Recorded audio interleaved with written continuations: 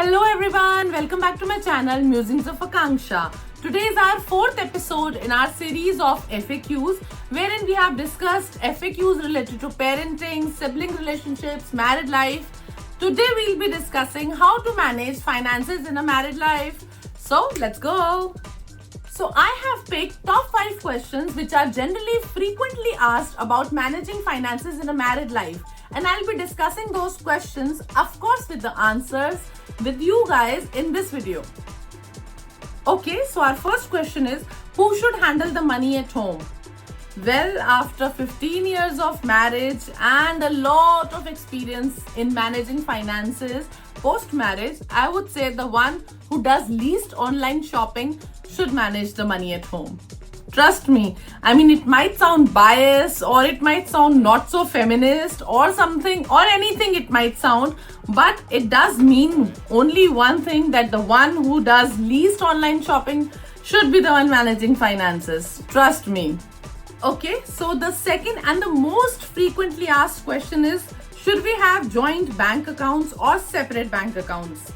Well, joint account for bills, separate account for guilty pleasure. Well, there I said it. This is the truth. You should always split your bills.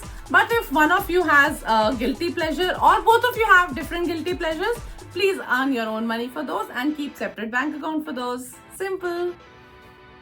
So the third question is, how do we split expenses fairly? Well, this is very simple. Don't make it complex. You pay for Netflix subscription, I pay for snacks. What I really mean to say here is, like, if I'm planning a holiday with my husband, he pays for the flight tickets, I pay for the resort. If there is a road trip, he pays for the road expenses, I pay for the food expenses. If we talk about kids expenses, he may pay for school fees and I'll pay for the tuition fees. That's it. I pay for extracurriculars, he pay for the academics. That is how we do it. So, and that is how we all can do and split our expenses fairly. Simple. Okay, so the fourth question is, how do we save for big goals? Well, yes, this is a serious question, not a funny one, but the answer is very simple.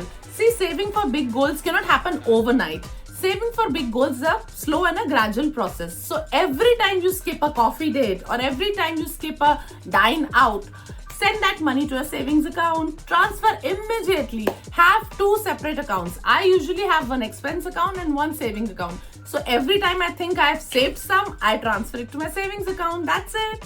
So our last and final question for today's episode is, what is the secret to financial happiness in marriage?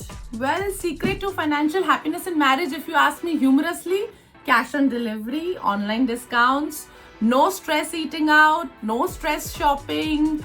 And if you ask me seriously, then just believe that you both are working towards one goal. One can have, let's say in a moment, someone can do a splurge spending, someone can be a little extravagant, but that does not mean they do not realize what goals you're working towards. Be a team, work like a team, have a single goal, work towards your goal and be friends with each other. Don't blame each other. Don't put onus on only one person. Create a life together, create a goal together and achieve that goal together, and that is very much possible. If you like the video, please hit the like button. Do not forget to write in the comments what you think about this video, and if you're liking these kind of FAQ series of ours, also subscribe to my channel if you haven't done that already. Press the bell icon to get notified every time I post a video. Tata, bye bye, namaste.